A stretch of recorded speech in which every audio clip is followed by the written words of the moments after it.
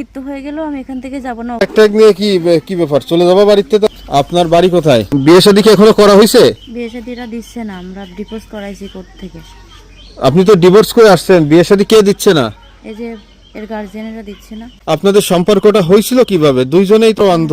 আমরা আসলে, আপনি যেহেতু সাংবাদিক তাই সবকিছু জানেন, আসলে আমাদের ভয়েস দেওয়া ছিল না। ও আচ্ছা আচ্ছা, ভয়েসের মধ্যে হবে। তুমি তোমার কথা শোন। কতদিন আগে থেকে এই সম্পর্ক? এই 1 বছরের মতো হবে। 1 বছর মতো। বিয়ের বয়স হয়েছে, তুমি বিয়ে করবা, এটাতে কোনো বাধা নিষেধ নেই, তুমি বিয়ে করতে পারবা।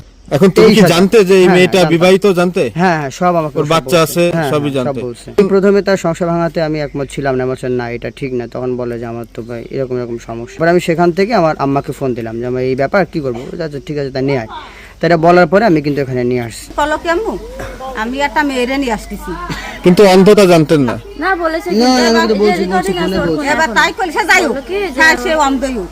আচ্ছা, নাবার করতে পারো? হ্যাঁ আমি সবই করতে পারি, চাইলে আপনারা ইন্টারভিউ নিতে পারেন। যে আমার মরণ হলেও আমি ওকে ছাড়বো না, মানে এরা আমাকে যদি বের করেও দেয় আমি কিন্তু যে কোনো মূল্যের সাথে আবার যোগাযোগ করবো। ডিভোর্সের কাগজ আপনারা চাইলে দেখতে পারেন। যাবেন কি যাবেন না এটাই? যাবো না স্যার, আমার মৃত্যু হয়ে গেলেও আমি এখান থেকে যাবো না।